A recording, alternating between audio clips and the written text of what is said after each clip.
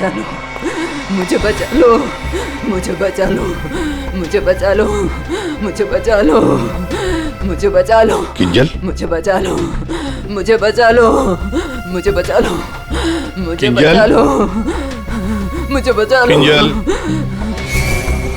तुम ठीक हो? तूने मारा, तूने मारा। छोड़ दे मुझे, मैं तुझे नहीं छोड़ूंगी, मारूंगी मैं तुझे, मुझे छोड़ दो।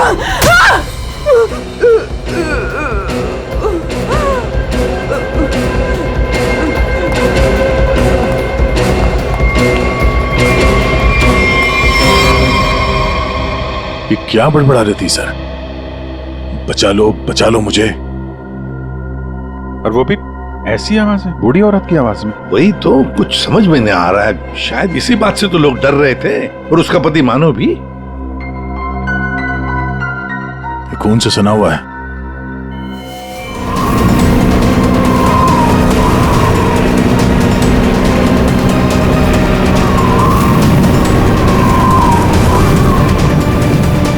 इस वक्त हम 15,000 फीट की ऊंचाई पर हैं। I'm excited. मौसम साफ है, आप दोनों यहाँ से स्काई डाइविंग के लिए कूद सकते हैं। Enjoy your dive sir.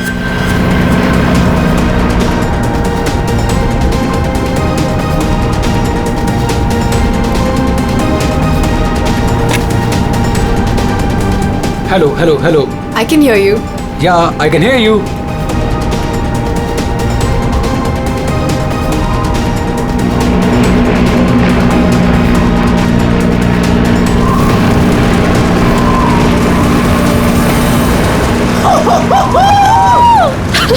Sonali, जब भी मैं कूदने जाता हूँ ना स्काई डाइविंग के लिए, तो मेरे रोंगटे खड़े हो जाते हैं। गुदगुदी, बटरफ्लाइज।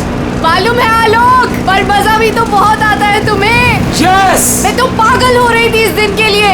बस थोड़े सेकंड्स और फिर मैं और तुम आसमान में होंगे। ठीक है, तो फिर नीचे मिलते हैं। बाय।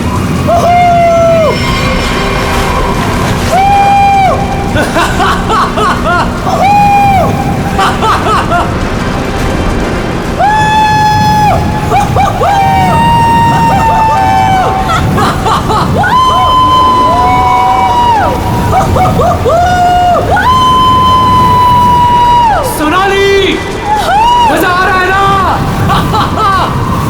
पैराशूट खोलो, हम 5,000 फीट पर हैं।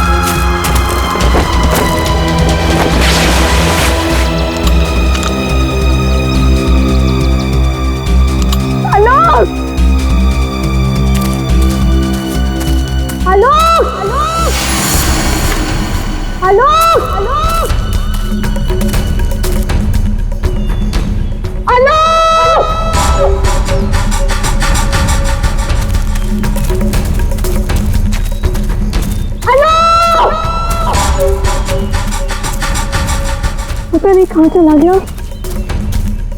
इतनी जोर से चिल्लाया था।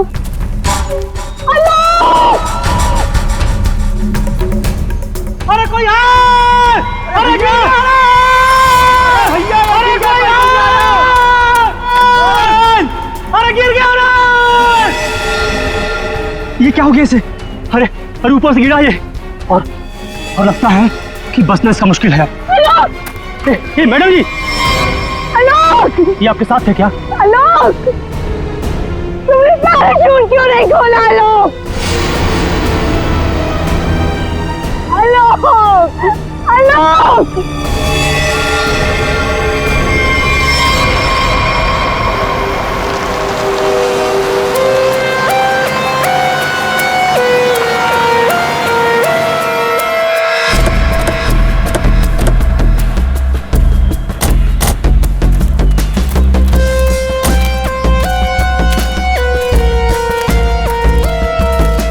आइए आप लोग चलिए साइड में।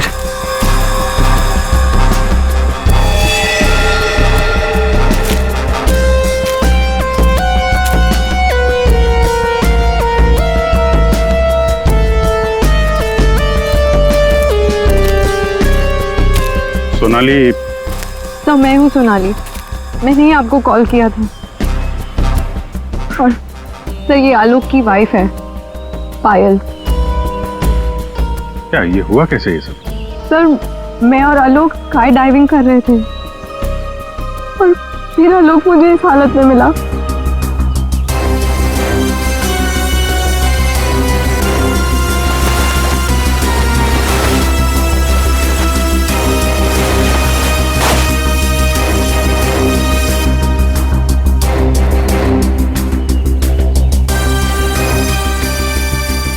सर चेहरा तो पूरी तरह से खराब हो चुका है और इसने अपना पैराशूट भी नहीं खोला। सर किसी ने पीठ पे गोली मारी है।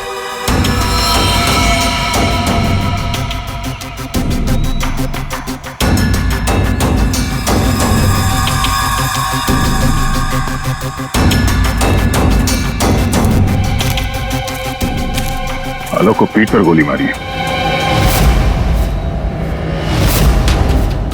क्या गोली? सर ऐसा कैसे हो सकता है? जंप करने के बाद आलोक मुझसे बात कर रहा था सर। आपका मतलब आप दोनों जब हवा में थे तब?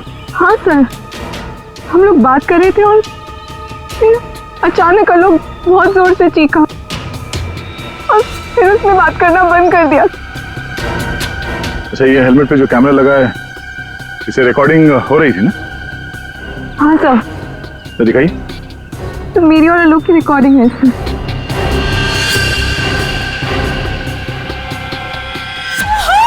सोनाली, मजा आ रहा है ना? पैराशूट खोलो, हम 5000 फीट पर हैं।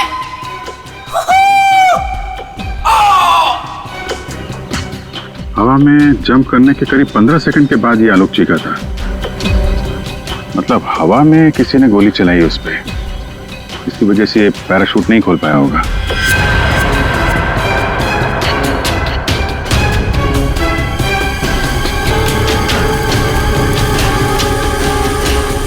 आप लोगों ने क्या देखा था यहाँ पे? साहब मैं तो अपने काम से जा रहा था, तभी मैंने देखा कि वो आदमी ऊपर से नीचे गिर गया। हाँ साहब, हम लोग भागकर इसे देखने पहुंचे, तब तक पीछे से मैडम चली आई। आप दोनों कहाँ रहते हो? यही सर, सामने वाले गांव में। तो जब आप लोग यहाँ पर आए, आपने किसी को देखा यहाँ पे? साहब कोई नहीं था, हम ही लोग सबसे पहले आए उनकी आवाज सुनकर।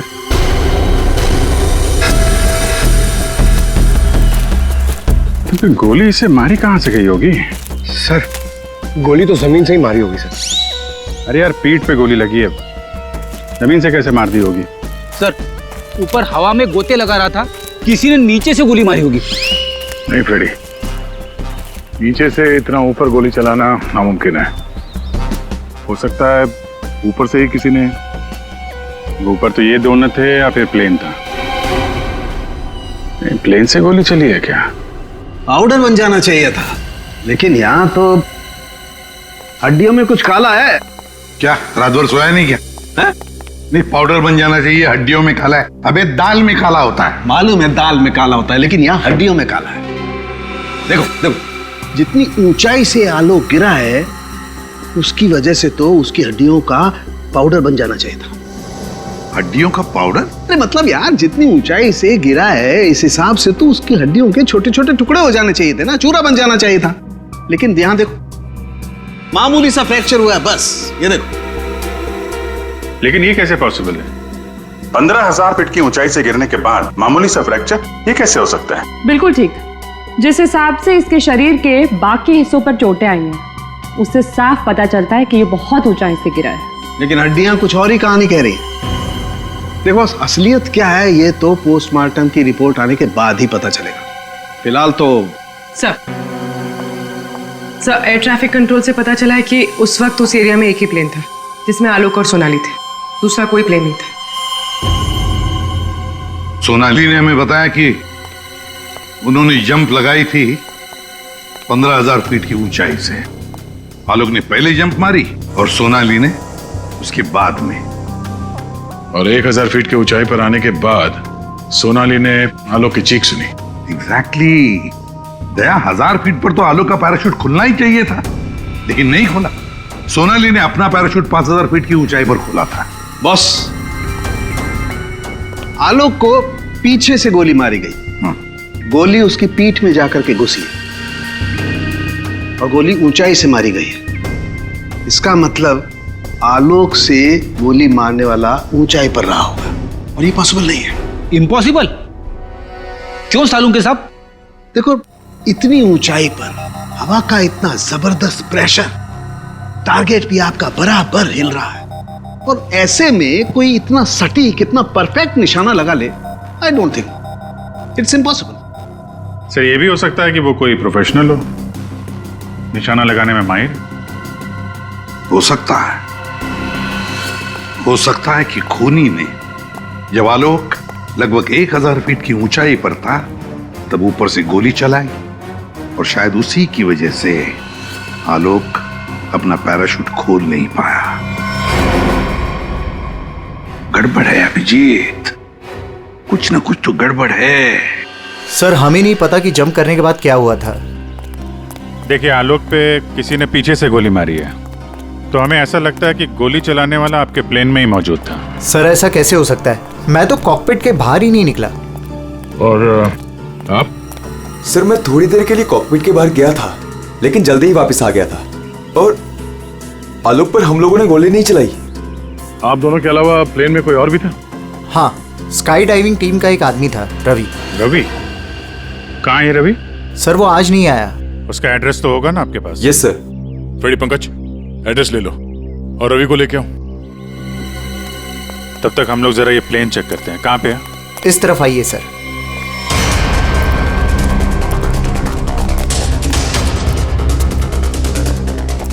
ये सर।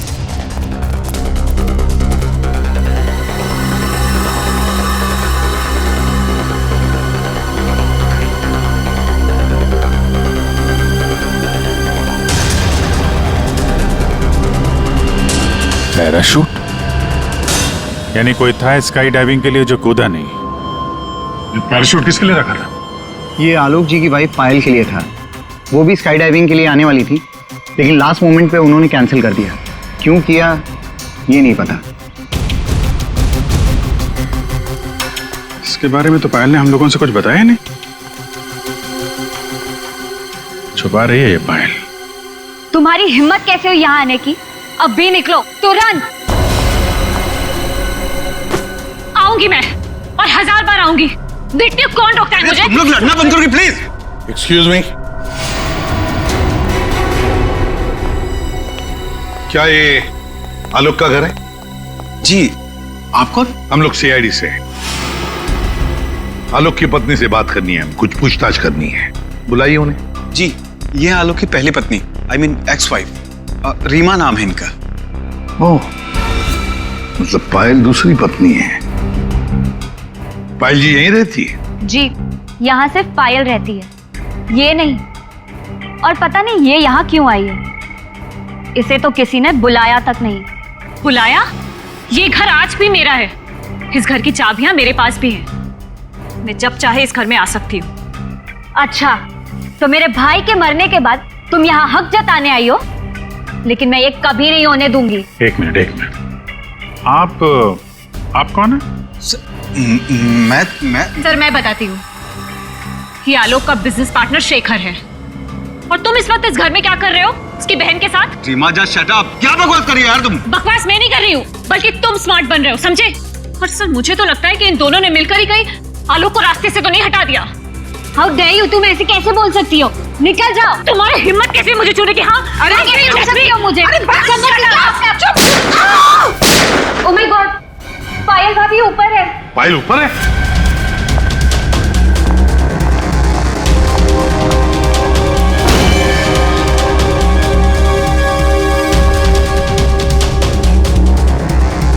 पायल सर जिंदा है, हाथ में गोली लगी। जल्दी से एम्बुलेंस बुलाओ, ये खूनी ज्यादा दूर नहीं गया होगा।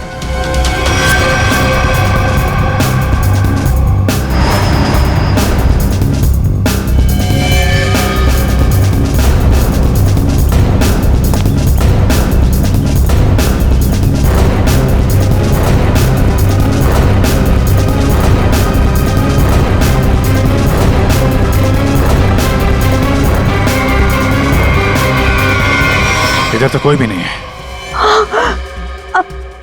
तुम पर गोली किसने चलाई? कौन था वो? पता नहीं, उसने मास्क पहन रखा था।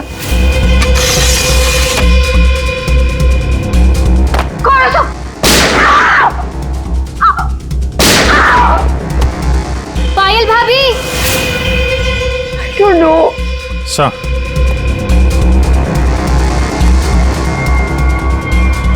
लगता है निकल गया सर। यहाँ पे जूतों के निशान है। ये खिड़की से आया, गोली मारी और निकल गया।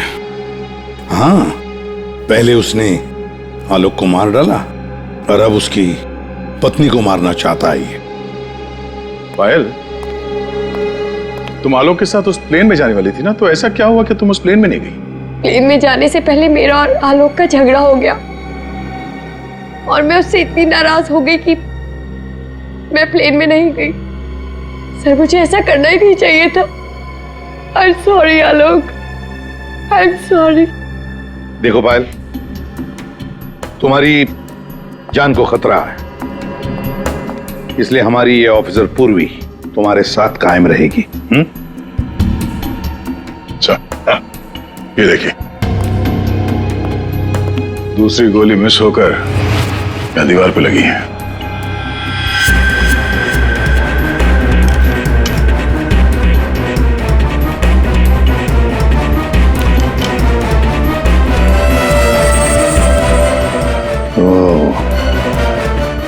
अब पता चलेगा ये गोली किसकी बंदूक से चली है।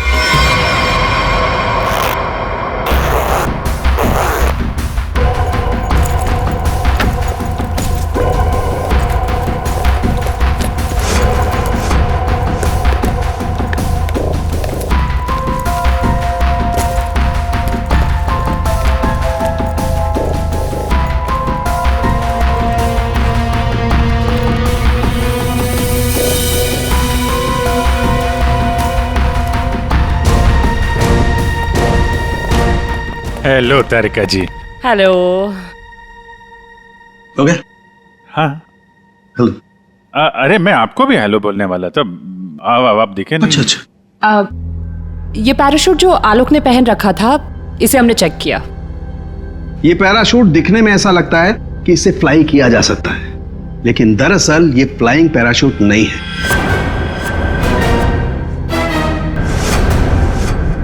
ये पैराशूट जो आलोक ने पहन रखा था, इसे हमने चेक किया। ये पैराशूट दिखने में ऐसा लगता है कि इससे फ्लाई किया जा सकता है, लेकिन दरअसल ये फ्लाइंग पैराशूट नहीं है। ये ग्राउंड ट्रेनिंग के लिए बनाया गया पैराशूट है, ग्राउंड ट्रेनिंग के लिए। ये देखो। इसलिए सर, अगर ये पैराशूट खुल भी जाता ना, तो भी आलोक बचता नहीं। तो फिर आलोक ने ऐसा पैराशूट पहना ही क्यों और डाइव क्यों मारी? मतलब सर, अगर आलोक गोली से नहीं मरता तो नीचे गिर के मर जाता। किसी ने आलोक का पैराशूट बदल दिया। अगर उसे गोली से ही मारना था तो पैराशूट क्यों बदला? क्या कोई और भी था उस प्लेन में? एक बात और बस, आलोक जिस गोली से मारा गया है वो गोली और पायल को जो गोली लगी है वो गोली, दोनों गोलियां एक ही बंदूक से चलाई गई है। क्या? तो आलोक का खूनी और पायल पे हमला करने वाला कोई एक ही आदमी है सर? वैसे आलोक और पायल की मौत से फायदा किसको हो सकता है? कौन हो सकता है खूनी? सर, आलोक की एक्स वाइफ रीमा प्रॉपर्टी के लिए ऐसा कर सकती है, और उसकी बहन मीरा। शेखर और मीरा का अफेयर भी है। हाँ सर, ये दोनों ही आलोक को मारना चाहते हैं। मीरा, शेखर, रीमा, हाँ, इन तीनों में से भी किसी ने गोली चलाई होगी। और तो और रवि भी तो था प्लेन में, और फिर पायल को किसी आदमी ने ही मारा है, तो हो सकता है ये रवि ही हो। सर, रवि अपने घर पे नहीं है, उसकी वाइफ भी गायब है। और सर, पड़ोसियों से पूछताछ की तो उन्होंने बताया कि रवि का गांव मुंबई से दूर सतनवाड़ी में। ये रवि जहां भी हो, पता लगाओ उसका। वही हमें बता सकता है कि उस प्लेन में क्या हुआ था।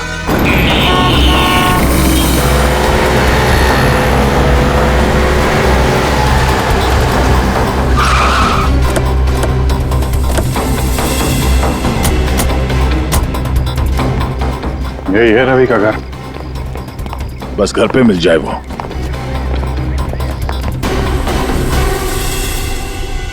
जी, हम लोग सीआईडी से। आप कौन है? और अब रवि कहाँ है? जी मैं उनकी पत्नी हूँ। रवि यहाँ पर भी नहीं है। मुंबई से मैं उसे ढूंढते हुए यहाँ पर आई हूँ। कहाँ जा कहाँ सकता है वो? मुझे पता था वो एक दिन मुझे छोड़कर चला जाएगा। एक औरत हो तो बताओ, कई औरतों के साथ उसके चक्कर थे।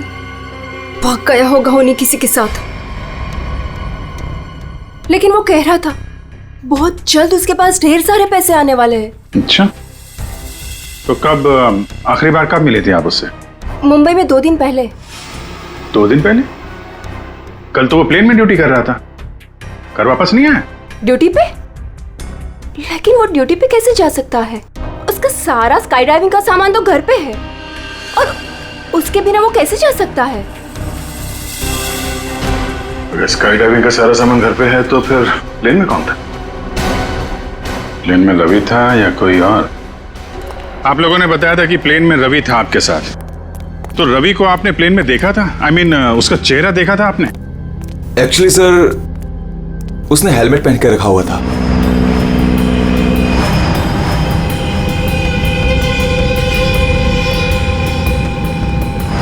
जब आलोक और सोनाली को प्लेन से बाहर कूदना था, तो फिर ये रवि प्लेन के अंदर हेलमेट पहन के क्यों बैठा था? चेहरा छुपा रहा था। कहीं ऐसा तो नहीं जिसे हम लोग रवि समझ रहे हैं वो रवि हो ही ना? मतलब हेलमेट पहने हुए रवि ने कोई और था? हो सकता है। अपने सारे स्टाफ को बुलाइए जरा यहाँ पे। Yes sir.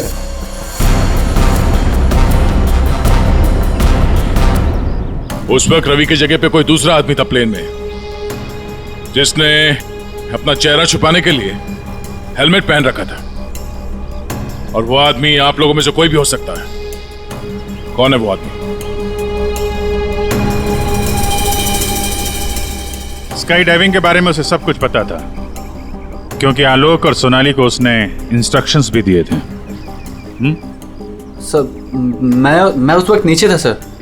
प्लेन में जाने से पहले मैं सभी डाइवर्स को इम्पोर्टेंट इंस्ट्रक्शंस देता हूँ, बस। ऐसा कोई आदमी है जो अभी यहाँ पर नहीं है, गायब है? हाँ? ऐसा कोई? हाँ सर, विवेक है। और कल मैंने उसे यहाँ देखा भी था, लेकिन अचानक फिर वो पता नहीं कहाँ चला गया था। इस वक्त ये विवेक कहाँ हो सकता है? सर, अभी उसे थोड़ी देर पहले मैंने उधर देखा था।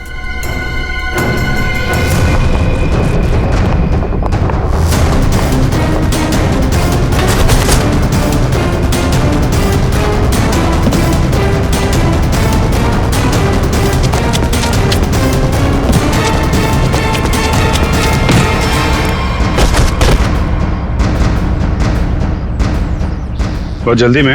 हाँ? कहाँ जा रहा था? सर मुझे छोड़ दो सर। सर मुझे कुछ नहीं पता सर। कुछ नहीं किया तो हमें देख के भाग क्यों रहे थे? हाँ? प्लेन में रवि की जगह तुम गए थे ना? सर मुझे रवि का ही कॉल आया था, और उसने कहा था कि उसकी जगह प्लेन में मैं चला जाऊं।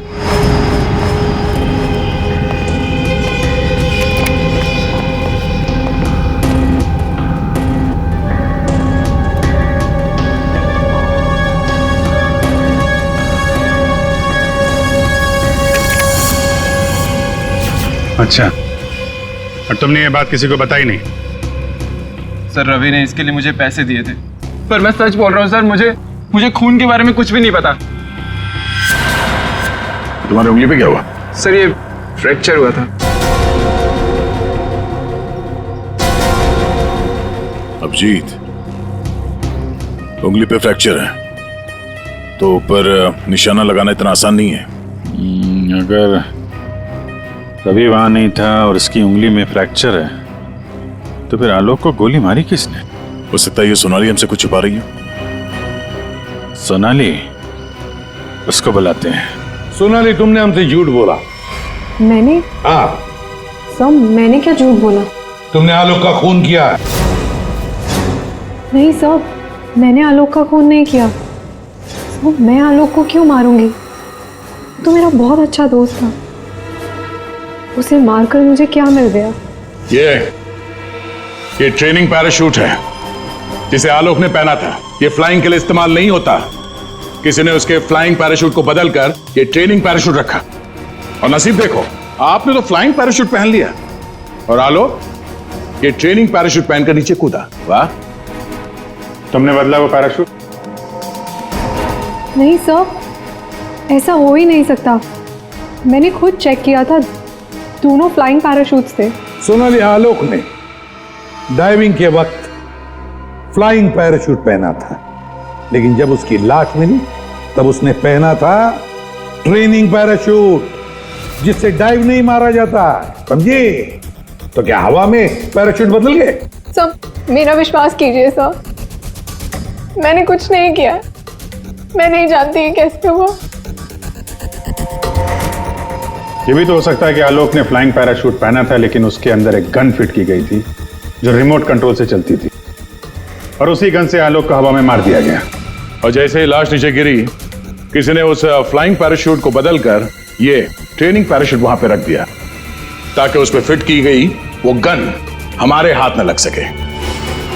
एक बात बताओ, ये आलोक की लाश के पास पहले कौन पहुंचा था? हा? कौन पहुंचा था? सर 2 गांव वाले थे। आलोक की लाश देखकर उन्होंने ही शोर मचाया था और फिर मैं वहां पहुंची। 2 लोग, 2 गांव वाले।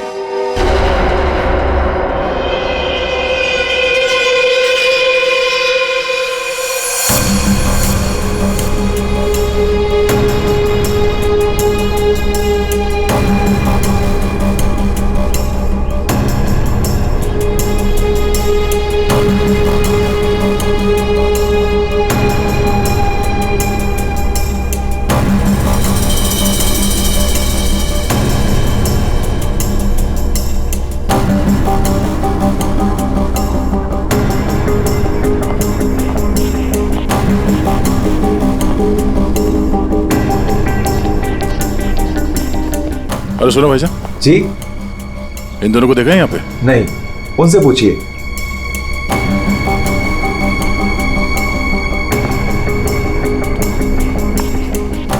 अरे भाईजान, इन दोनों को देखा है यहाँ गांव में?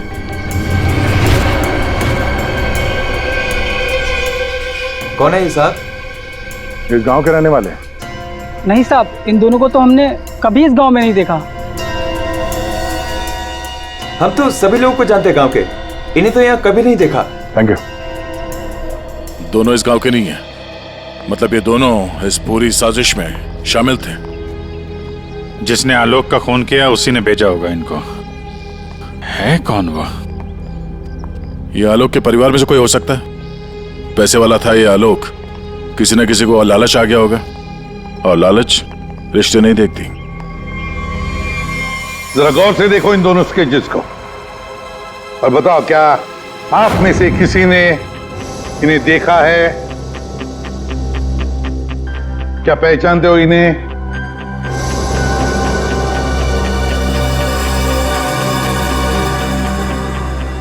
सर इन्हें तो कभी देखा भी नहीं। कौन है ये? इन दोनों का हाथ है आलोक की हत्या में।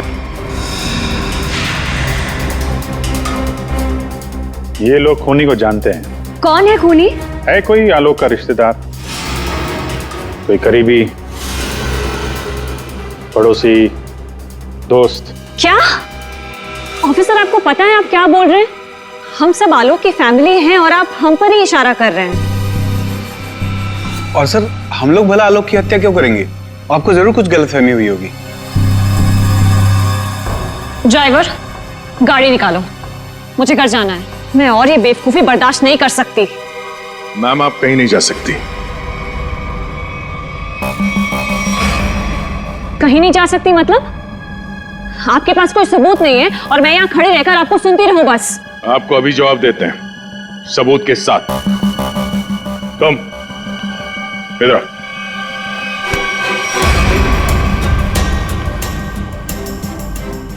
क्या जानते हो उन दोनों के बारे में?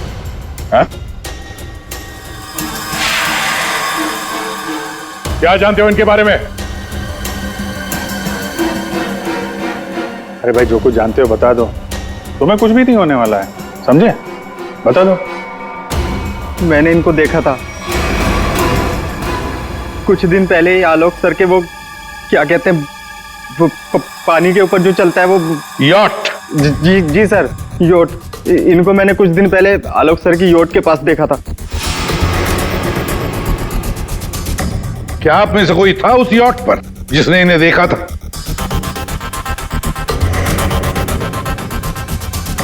जी नहीं, और पता नहीं ये कब की बात है। साहब, ये सब लोग उस वक्त वहीं मौजूद थे क्योंकि वहां पार्टी चल रही थी। क्यों मीरा जी? ओह हाँ, अभी जस्ट याद आया। उस दिन एक पार्टी थी और बहुत सारे गेस्ट आए हुए थे। हाँ सर, अब उस दिन उस पार्टी में मैं भी था। काफी लोग आए हुए थे और उस पार्टी में ये 2 लोग भी आए रहे होंगे, तो सर याद रखना थोड़ा मुश्किल। हाँ, इस आलोक की यॉट पर जाके देखना होगा। जरूर इन दोनों के बारे में कुछ तो पता चल ही जाएगा। तो ये है आलोक की यॉट। देखते हैं कुछ मिलता है क्या।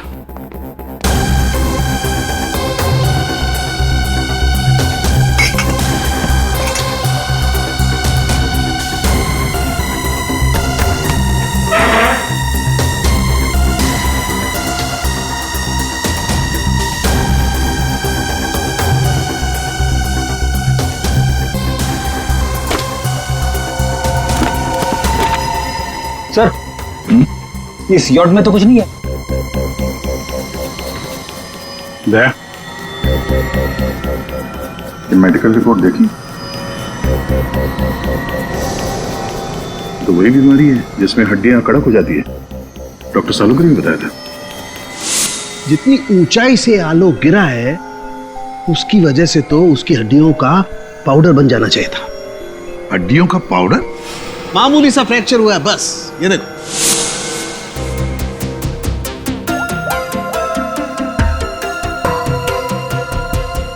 हेलो डॉक्टर साहब, हमें यहाँ एक मेडिकल फाइल मिली है जिसमें हड्डियों की बीमारी लिखी है, ऑस्टियोपेट्रोसिस। ये वही बीमारी है ना जो आलोक को थी, जिसकी वजह से हड्डियां कड़क हो गई थी और इतनी ऊंचाई से गिरने के बाद भी ज्यादा डैमेज नहीं हुई थी हड्डियां, हैं? हाँ अभिजीत, ये वही बीमारी है। Okay okay, thank you sir.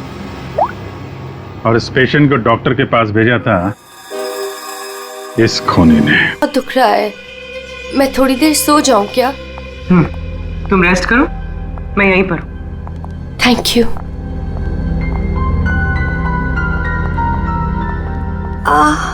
Thank you.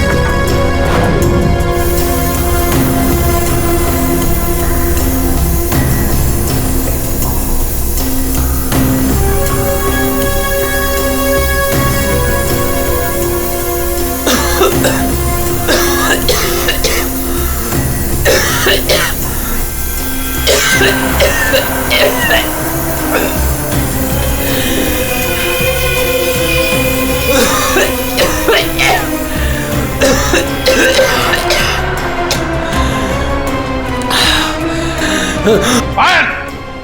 Night! Gun हमें दे दो। तुम्हें क्या लगा तुम मुझे बेवकूफ बना के भागी थी? मैंने तुम्हें भागने दिया था। हमें पता था कि तुम जरूर भागोगी। हमें सिर्फ तुम्हारा पीछा करना था असली खूनी तक पहुंचने के लिए। इस पूरे साजिश की कुंडली हमारे हाथ लग चुकी है।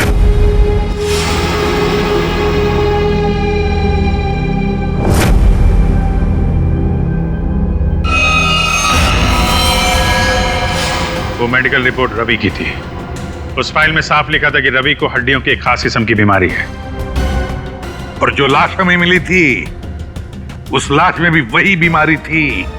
वो लाश आलोक की नहीं, रवि की थी। अगर मरने वाला आलोक नहीं रवि था तो फिर आलोक कहां है? यही है।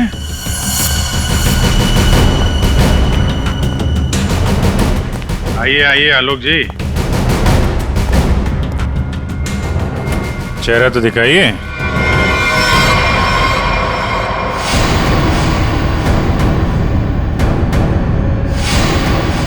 मैंने ही प्लान बनाया था आलोक को मारने का, और इसमें मेरा बॉयफ्रेंड रवि भी मेरे साथ शामिल था। इसने जो मुझे मारने का प्लान बनाया था उसके बारे में मुझे पहले ही पता चल गया था,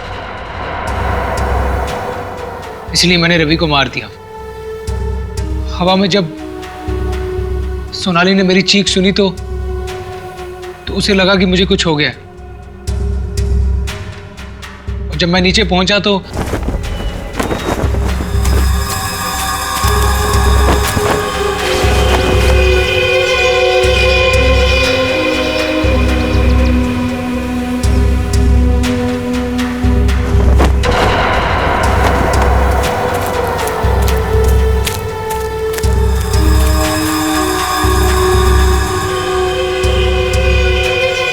मेरे दो आदमी चिल्लाने लगे। सोनाली भागकर उन दो आदमियों के पास गई तो उसे मेरी लाश मिली, यानी कि रवि की लाश। उसके बाद मैंने पायल को मारने की कोशिश की, लेकिन ये बच गई। अब तुम्हारी कहानी सुनाइए पायल जी। सर जब आपने मुझे वो दो आदमियों के स्केच दिखाए थे मैंने उन्हें पहचान लिया था। मैंने रवि को कॉल करने की बहुत कोशिश की पर उसने फोन नहीं उठाया। फिर मैं समझ गई कि जिस प्लान में मैं आलोक को फंसाने की कोशिश कर रही थी उसने मुझे ही उस प्लान में फंसा दी। और तुम्हें मालूम था कि आलोक यहाँ फार्म हाउस में छुपा हुआ है, इसलिए यहाँ आ गए उसको मारने के लिए। एक दूसरे को मारने का प्लान बनाते हो, उसमें एक आदमी की जान भी लेते हो। वाह रे वाह, कमाल की जोड़ी है पति पत्नी की, कमाल की जोड़ी है। तुम्हारे जुर्म के लिए तुम्हें तो कड़ी से कड़ी सजा होगी, कड़ी से कड़ी सजा। सर अच्छा वो आप लोग आ गए। पता नहीं उसने ये सब कैसे किया होगा, मुझे तो बहुत डर लग रहा है। कौन है ऊपर? सर वो मानव की वाइफ किंजल है और सर वो किसी को कुछ भी कर सकती है, प्लीज उसे लेकर जाइए। सर एक मिनट कौन से फ्लोर पे वो? Sir 5th floor, flat number 504।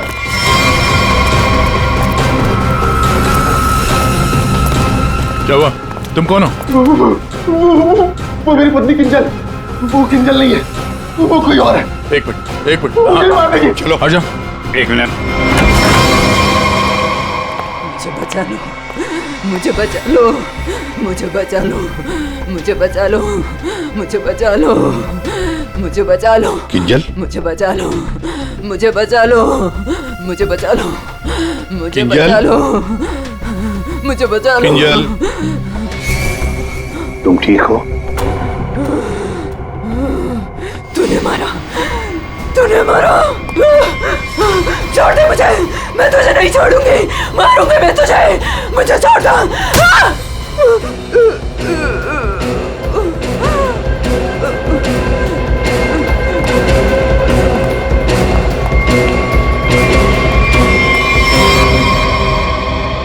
क्या बड़बड़ा रही थी सर? बचा लो मुझे। और वो भी ऐसी आवाज है, बूढ़ी औरत की आवाज में। वही तो कुछ समझ में नहीं आ रहा है। शायद इसी बात से तो लोग डर रहे थे, और उसका पति मानो भी। ये खून से सना हुआ है। ये देखिए सर, निशान अंदर की तरफ जा रहा है।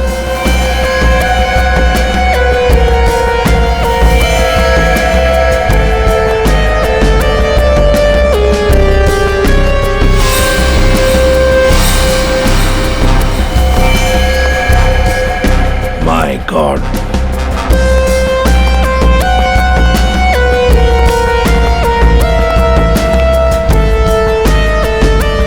मर चुका है सर। 3 खून। यकीन नहीं होता सर, एक लड़की ऐसे 3 हट्टे कट्टे लड़कों को इतनी बुरी तरीके से मार सकती है। कमाल है सर। 3 लड़के इस कमरे में मारे जाते हैं, लेकिन इन लोगों ने ना भागने की कोशिश की और ना ही लड़ने की। यहाँ पे सारा सामान अपनी जगह पे है, हाथापाई के कोई निशान नहीं। समझ में नहीं आ रहा है।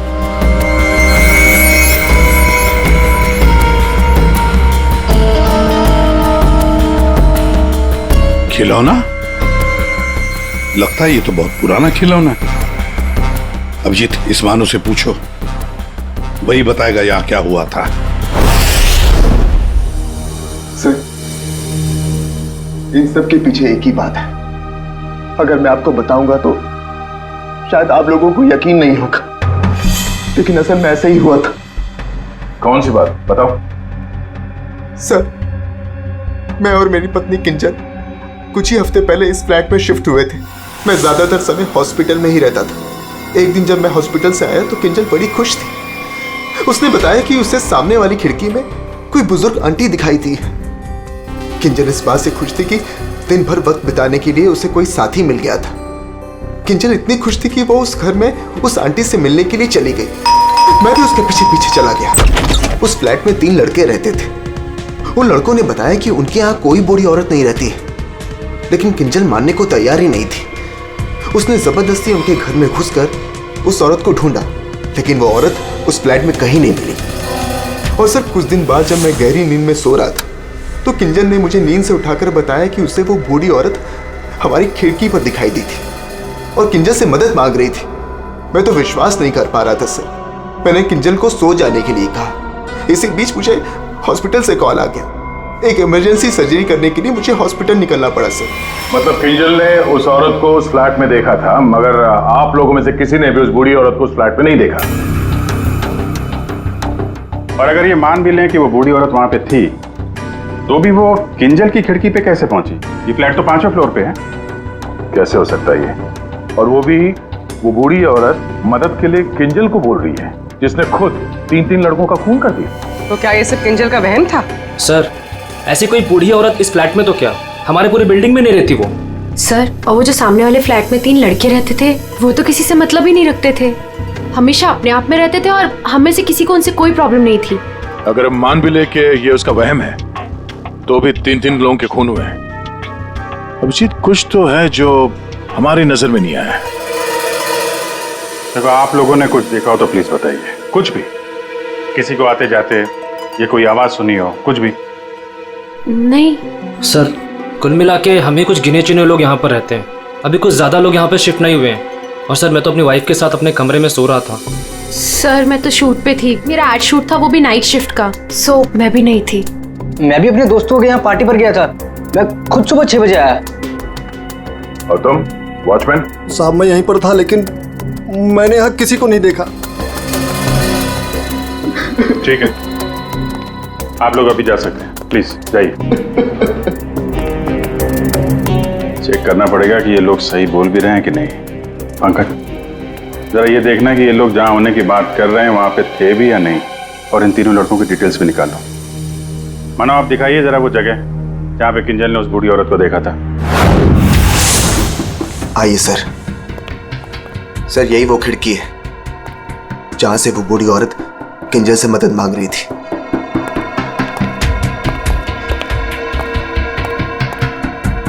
ये कांच पे हाथों के निशान तो दिख रहे हैं। इसका मतलब वो बूढ़ी औरत सामने वाले फ्लैट में रहती है। ये मानव बता रहा था ना कि किंजल को वो सामने वाले फ्लैट में चेयर पे बैठी हुई दिखती थी और मदद मांगती रहती थी। उस फ्लैट में कहीं चेयर वगैरह है? चेयर थी सर, स्टोर रूम में एक चेयर थी सर। ये वो कुर्सी है सर। शायद किंजल सच कह रही थी सर। अब ये कुर्सी तो मिल गई, बूढ़ी औरत भी मिल जाएगी। लेकिन सर अगर वो बूढ़ी औरत यहाँ पर थी तो जब किंजल उस औरत के बारे में पूछने आई थी यहाँ पे तो इन लड़कों ने झूठ बोला था उससे। सर अगर बूढ़ी औरत सच में थी तो वो किंजल की खिड़की तक कैसे पहुंची? सर अभिजीत उस खिड़की का कांच निकाल रहा है जिसपे उस बूढ़ी औरत के उंगलियों के निशान मिले हैं।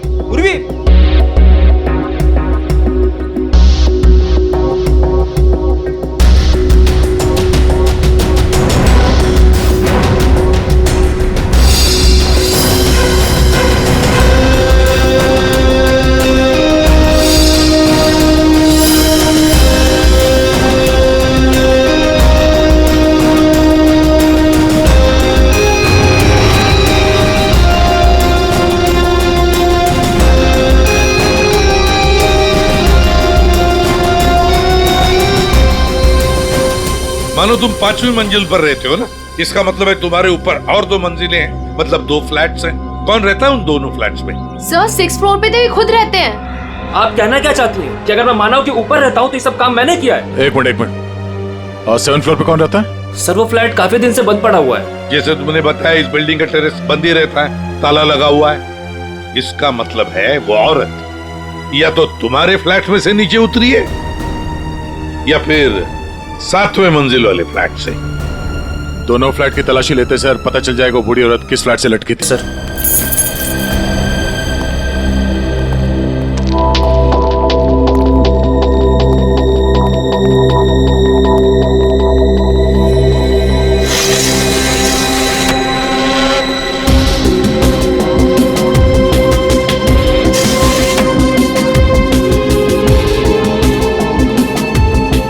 कमरे को देखकर लगता तो नहीं है सर कि यहाँ पे कोई रहता था। हाँ वही।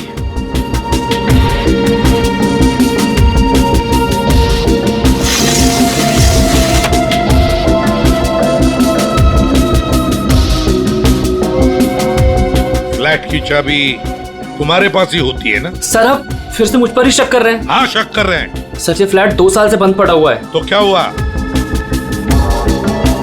सर हाँ ये देखिए रस्सी का निशान। दया, वो औरत रस्सी से यहीं से गई है किंजल की खिड़की तक।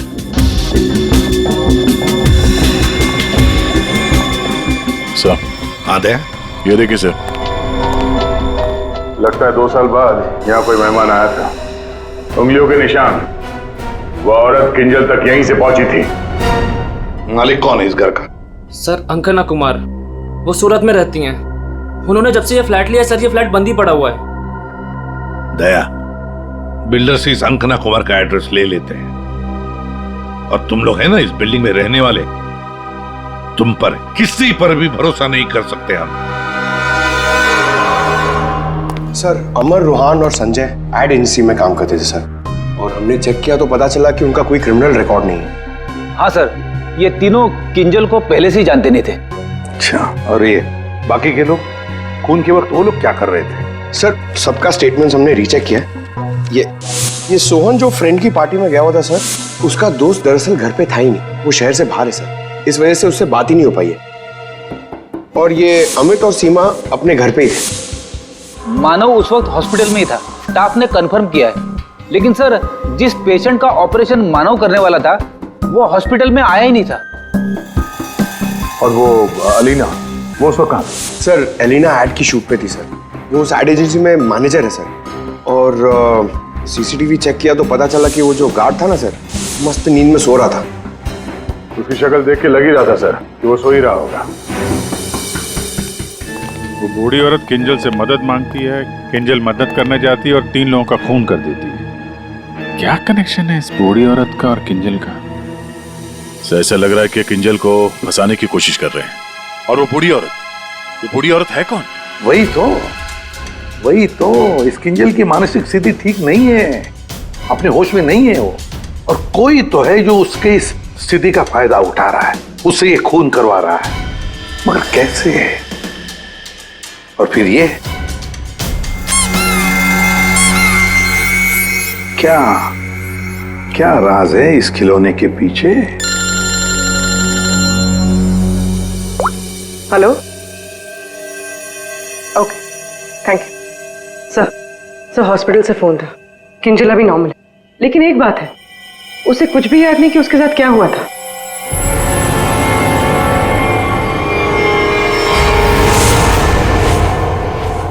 किंजल, क्या तुम ठीक हो? जी सर, पर हुआ क्या है? कल रात जब तुम्हें वो बूढ़ी औरत दिखी थी, उसके बाद क्या हुआ था? मैं उनको बचाने के लिए उनके फ्लैट गई थी, पर उसके बाद क्या हुआ मुझे कुछ याद नहीं है। मुझे तो ये नहीं पता वो मेरी खिड़की में आई कैसे। किंजल, तुम्हें याद है तुम्हारे हाथ में एक रॉड था, रॉड, और तुम्हारा पूरा शरीर खून से सना हुआ था और तुम कुछ बड़बड़ाती जा रही थी। मुझे बचा लो, मुझे बचा लो। सर, रॉड, खून? सर, मुझे नहीं याद कि मैं क्या बड़बड़ा रही थी, मुझे कुछ भी याद नहीं है। ठीक है डॉक्टर साहब, जरा वैसे क्या हुआ क्या है किंजल को? सर मैंने इनसे बात कर ली है, इनका पूरा चेकअप भी करवाया है, बाकी सब कुछ तो नॉर्मल है, लेकिन दिमागी स्तर पर कुछ गड़बड़ है सर। इनका अपने दिमाग पर काबू नहीं रहता। इनका इलाज भी चल रहा था सर। इनकी ब्लड रिपोर्ट से पता चलता है कि इन्हें कुछ दवाइयां काफी सालों से दी जा रही थी। किंजल, जरा ये देखो, ये हमें उस फ्लैट में से मिला है।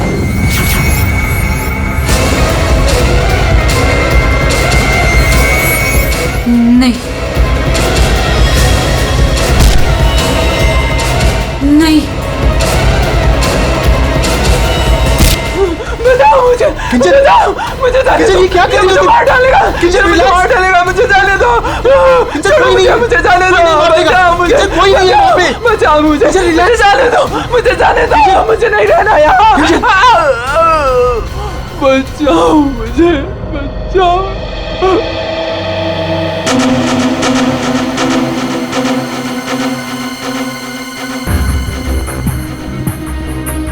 मानो, देखो, तुम्हारी पत्नी किंजल की मानसिक स्थिति ठीक नहीं है, लगता है कोई तो उसका फायदा उठा रहा है। तुम्हारी शादी कब हुई थी? सर 1 साल पहले। इनके परिवार में कौन कौन? किंजल की एक दादी है, धारीवाद में रहती है, और शादी से पहले किंजल उन्हीं के साथ रहा करती थी। मरा तो ये इसी से। क्या सानुखे, लाश से सबूत मांग रहा है? हाँ यार, मांगने की कोशिश जरूर कर रहा हूं, लेकिन लाश बता नहीं रही। एक काम करो, तुम पूछ के देखो, शायद तुम्हें बता दी। अच्छा, क्यों भाई, कुछ बता दो। सानुखे ही बताएगा। ले, अब तू ही बता, बता बता, जल्दी बता। बस लगता ऐसा है कि इन तीनों की मौत इस रॉड के वार की वजह से हुई है, लेकिन ऐसा है नहीं। दरअसल इन दो की मौत इस रॉड के वार की वजह से हुई है, लेकिन इसकी मौत किसी और वजह से हुई है। ये देखो, ये देख रहे हैं, यहाँ पर ये छोटा सा निशान। ऐसा लगता है किसी नुकीली चीज से इसके सीने पे वार किया गया है। बिल्कुल, और इसी नुकीली चीज के वार की वजह से इसकी मौत हुई। मतलब किंजल ने पहले इस हथियार से इस पर वार किया, जबकि वो पहले ही मर चुका था। एक बात और, इस हथियार पर किंजल की उंगलियों के निशान के अलावा इस संजय की उंगलियों के निशान भी है।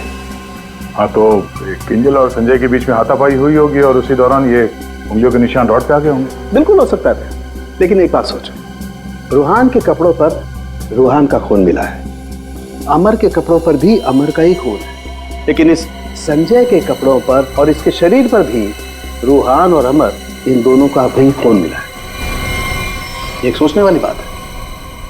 अब ये खूनी कौन है जिसने संजय को मारा? सांख्य, तू बता सकता है ये छोटा सा छेद है, ये घाव है, वो किससे बना होगा?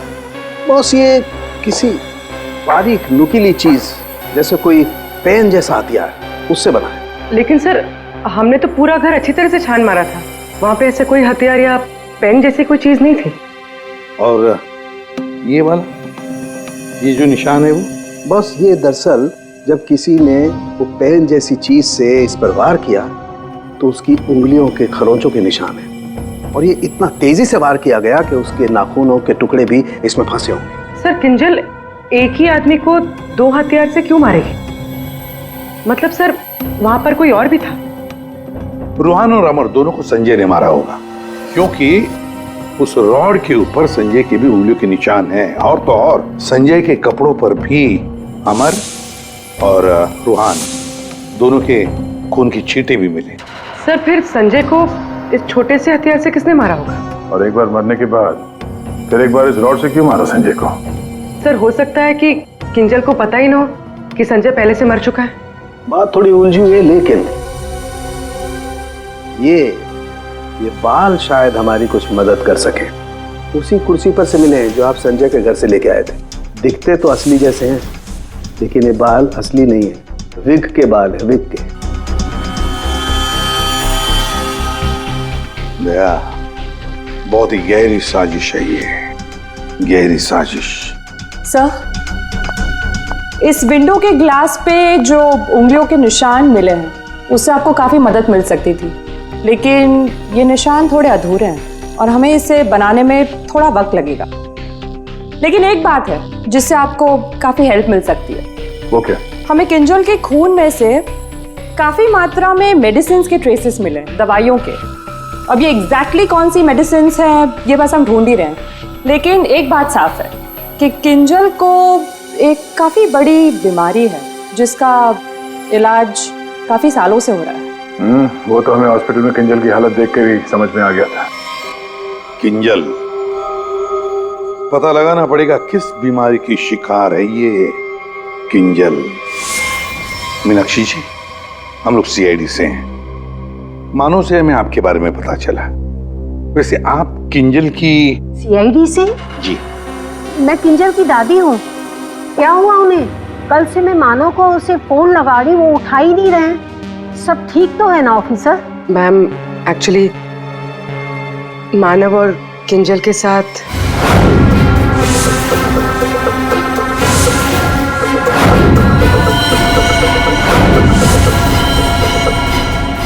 लेकिन अभी किंजल ठीक है और हमारे पास है। देखिए माँ जी, हमें पता है कि किंजल को कोई बड़ी बीमारी थी जिसका कई सालों से इलाज भी चल रहा है। जो कुछ भी है आप हमें सच सच बताइए। अगर किंजल निर्दोष है तो वो बच जाएगी। कोई तो है जो मेरी किंजल का सच जानता है, उसी ने उसको फंसाया है। एक मिनट मीनाक्षी जी, बताइए क्या सच है, क्या सच है जो हम नहीं जानते? दरअसल ऑफिसर, किंजल को स्प्लिट पर्सनैलिटी डिसऑर्डर की बीमारी है।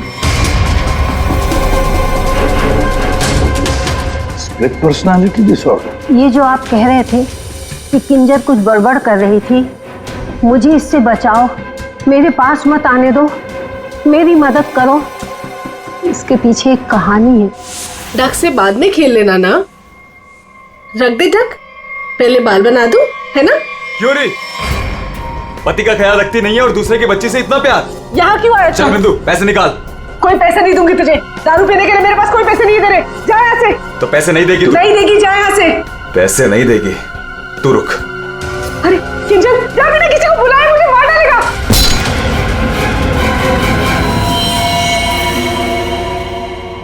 आंटी का मत मारना।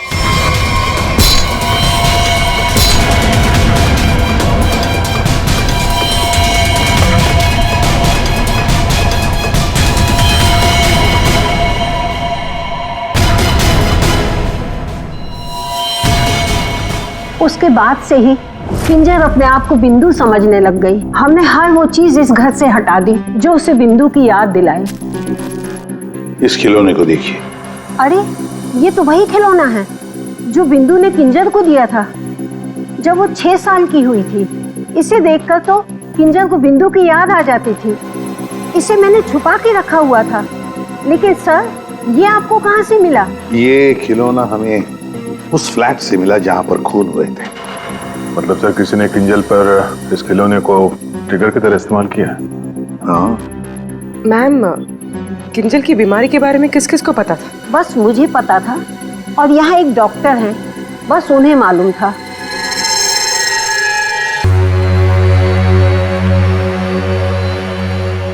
सर, इस क्लिनिक को देखकर नहीं लगता कि यहाँ पर किसी का इलाज हो सकता है। कई साल पहले किंजल को यहाँ पे उसकी बीमारी के लिए दिखाया गया था। जी साहब। आप डॉक्टर हैं?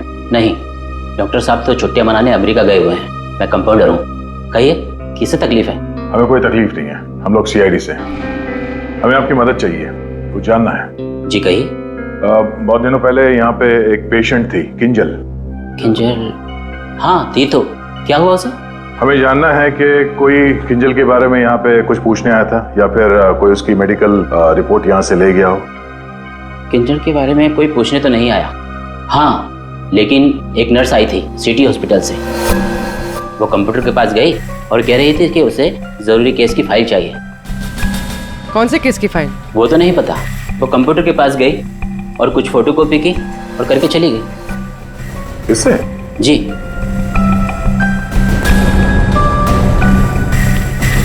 इसे देखकर तो लगता है कि काफी समय से इस्तेमाल नहीं हुआ है। ये यूज होता है? जब से डॉक्टर साहब बाहर गए हैं ये स्कैनर बंद पड़ा हुआ है। लेकिन हाँ, आखिरी बार उसी नर्स ने इस प्रिंटर को यूज किया था। अच्छा, अब बोलना साउंड के बोल। बॉस, फ्लैट के स्विच बोर्ड और खिड़की से जो उंगलियों के निशान मिले हैं उसमें बड़ी अजीब सी बात सामने आई है। क्या क्या सामने आई है अजीब सी बात? बस दोनों पर जो उंगलियों के निशान हैं वो किसी औरत के नहीं है बल्कि किसी आदमी के। क्या? अच्छा चल ठीक है। क्या हुआ सर? अभिजीत, कहानी में कोई तीसरी बूढ़ी औरत थी नहीं। साउंड के बता रहा था कि किंजल जिसे बूढ़ी औरत समझ रही थी ना, वो कोई औरत नहीं, आदमी है। आदमी? आदमी? सर, हाँ, ढूंढ निकाला मैंने उसे। अरे किसे ढूंढ निकाला? सर वो औरत। औरत? कौन सी औरत की बात कर रहे हो फ्रेडी? बताओ जल्दी। सर, ऋषिना टावर के उस फ्लैट की मालकिन, मैंने उसे ढूंढ निकाला है।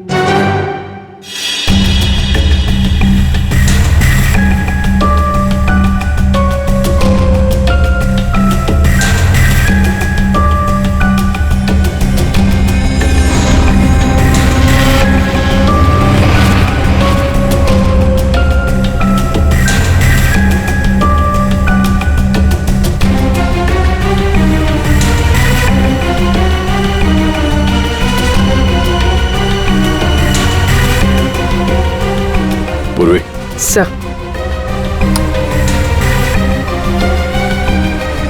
ये देखो, हर गुनहगार कोई ना कोई सबूत जरूर छोड़ता है, जैसे इसने अपनी उंगलियों के निशान छोड़ दिए। आप लोगों को मुझसे ऐसा क्या काम आ गया जो आप लोगों ने मुझे लंच तक नहीं करने दिया? Ma'am sorry, extremely sorry. देखिए, 3 खून हुए हैं और उसके बारे में जो भी हम सवाल आपसे करेंगे उनका हम सही सही जवाब चाहते हैं। आपके फ्लैट की चाबी किन किन लोगों के पास रहती है? 3 खून? लेकिन मेरे फ्लैट के साथ इसका क्या संबंध है? क्या किया उसने? क्या किया है उसने? उसने मतलब किसने? हाँ? कौन, जो बिल्डिंग का सेक्रेटरी है उसकी बात कर रही हैं आप? नहीं। तो फिर कौन? वो मेरा रिश्तेदार। रिश्तेदार? दया? हाँ दया,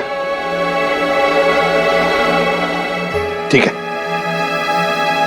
अभिजीत, कृष्णा टावर में हम जितने भी लोगों से मिले सबको ब्यूरो में बुलाते हैं। सर, आपने मुझे क्यों बुलाया यहाँ पे? कहीं आप मुझ पर शक तो नहीं कर रहे? शक सिर्फ तुम पर ही नहीं, यहां ये सारे जितने भी लोग मौजूद हैं ना, उन सब पर शक है। क्योंकि तुम लोग उस बिल्डिंग में रहते हो, लेकिन किसी ने भी बिल्डिंग के अंदर किसी को आते हुए नहीं देखा, ना बाहर जाते हुए देखा। तो शक तुम सब पर ही होगा ना। रूहान और अमर को संजय ने मार दिया और फिर वो खुद भी मर गया। किंजल ने जिंदा लोगों को नहीं मारा था, बल्कि मरे हुए लोगों पर वार किया था। और खून करने के बाद, मेरा मतलब है मरे हुए लोगों को मारने के बाद किंजल वहीं बैठ गई कि सीआईडी वाले आए और इसे पकड़ लें। हाँ सर, ऐसा ही कुछ हुआ था, सबने देखा था। हाँ, मगर कभी कभी क्या होता है ना कि जैसे दिखता है वैसे होता नहीं। अब दिखता तो है कि किंजल ने खून किए, पर ऐसा है नहीं। और कभी कभी जैसे नहीं दिखता, असल में वैसा ही होता है। जैसे आप लोगों ने उस बूढ़ी औरत को नहीं देखा था, लेकिन असल में वो थी। आप लोग ये कहना चाहते हैं कि खून हम में से किसी एक ने किया है? बिल्कुल। जिस मरीज का ऑपरेशन करने आप हॉस्पिटल में गए थे, वो मरीज वहां पे आया नहीं था। शक तो आप पे भी है।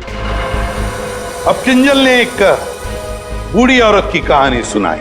हालांकि कहानी में बूढ़ी औरत है ही नहीं, है एक आदमी। और उस आदमी को बचाने के लिए किंजल जाती है उस फ्लैट में, और उस फ्लैट में से मिलती हैं 3 लाशें, और किंजल बचती है। तो इल्जाम किंजल पर ही आएगा। मानव को अपनी बीवी की बीमारी के बारे में कुछ नहीं पता था, ऐसा ये दावा करता है।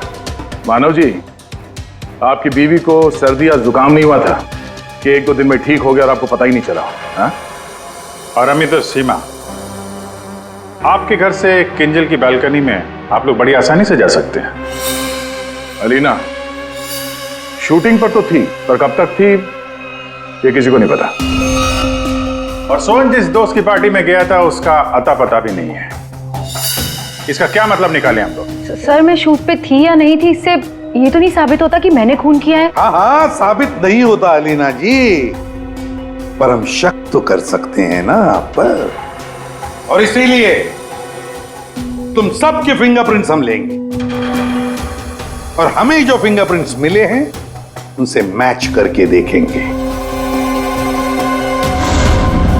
बस खूनी अपने आप सामने आ जाएगा। सर, मैं पहले फिंगरप्रिंट्स देना चाहूंगी। हाँ,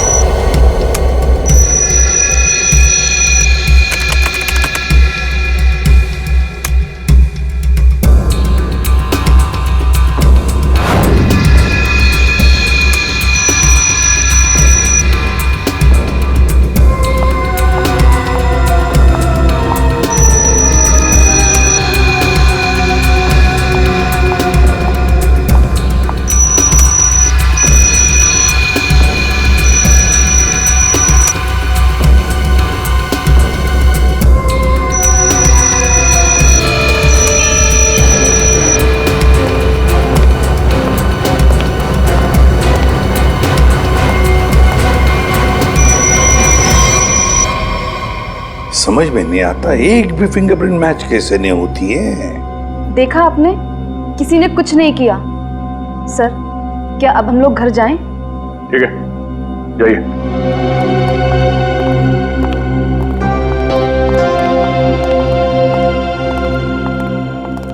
दया, अभिजीत, समझ में आ गया फिंगरप्रिंट मैच क्यों नहीं हुआ है।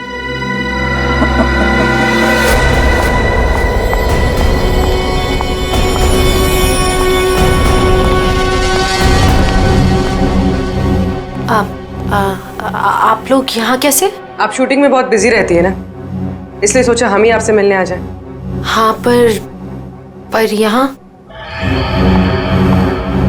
मेरे घर की चाबी तूने इसे दी थी? अब समझ आया? अभी भी समझ में नहीं आया हो तो हम बता देते हैं। सर एक फिंगरप्रिंट में गड़बड़ है। किसका है ये? सर अलीना के। कहीं अलीना ने अपनी उंगलियों पर कुछ लगाया तो नहीं? तुमने ही वहां क्लिनिक में जाके किंजल के बीमारी के बारे में पता किया और उसका गलत फायदा उठाया। तुमने ही संजय को मारा और तुमने ही सोहन से फ्लैट की चाबी ली, संजय को दी। क्यों?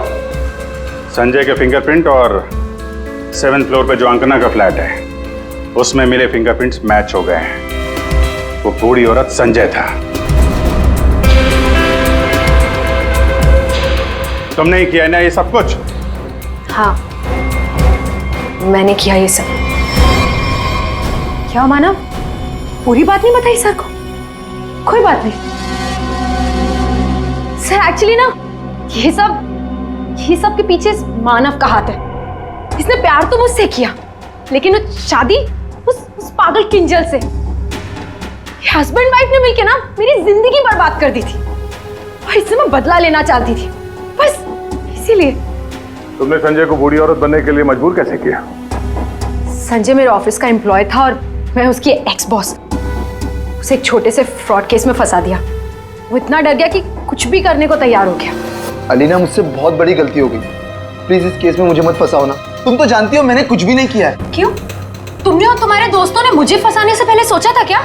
अलीना, उसके लिए आई एम सॉरी। प्लीज मुझे बचा लो। मैं कुछ भी करने के लिए तैयार हूँ। कुछ भी करोगे? जैसे तुम कहो मैं बिल्कुल वैसे करूँगा। मेरे लिए खून करो कि खून? खून? हाँ, वो जो तुम्हारे दोस्त है ना, दो, क्या नाम है, रोहान और अमर, बस उनके साथ रिश्ता टावर में शिफ्ट होना होगा, जिस फ्लैट में मैं कहूँ वहां। और उसके बाद क्या करना है वो बाद में बताऊंगी, ठीक है?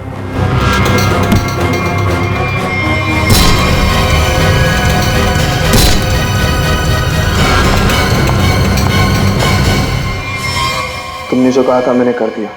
अब किंजल यहाँ कभी भी आ सकती है। अभी तो काम बाकी है। कौन सा काम?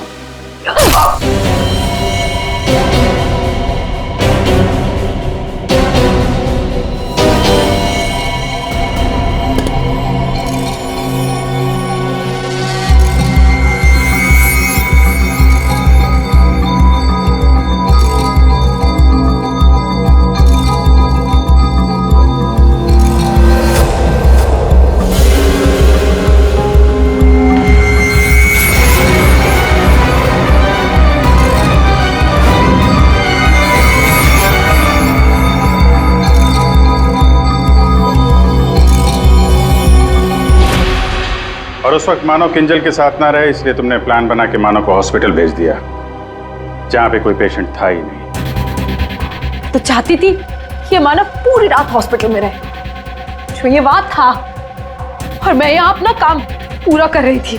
दिमाग किंजल का नहीं बल्कि तुम्हारा खराब है अलीना। मरीज तो तुम हो। दुश्मनी तो मानो और किंजल से थी। उन तीनों लड़कों ने क्या बिगाड़ा था? उनको फोन क्यों किया तुमने? अरे सर, वो तीनों भी सीधे नहीं थे। जहां मैं पहले काम किया करती थी वो तीनों भी मेरे साथ ही काम करते थे। फ्रॉड किया था, धोखा दिया था तीनों ने मिलके मुझे। मेरा जीना आराम कर दिया था ऑफिस पे। मेरी बेइज्जती हुई, मुझे ऑफिस से निकाल दिया गया, और जिसका बदला तो मुझे लेना ही था। मैंने सोचा कि क्यों ना साथ में लिया जाए। ये सोहन, ये तो मेरे प्यार में लट्टू है। इससे मैंने अंकना के फ्लैट की चाबी मांगी तो इसने आसानी से दे दी, बिना कुछ पूछे। बस मैंने सोचा कि क्यों ना इस मानव के साथ साथ उन तीनों से भी बदला ले लिया जाए, जो मैंने किया। और गलती मुझसे यह हुई कि इस मानव को छोड़ दिया। मेरे बस में आता तो इसका भी खून कर देती। बदले की आग में तुमने 3 खून कर दिए, पर मिला क्या? अब जिंदगी भर जेल की सलाखों के पीछे सड़ो।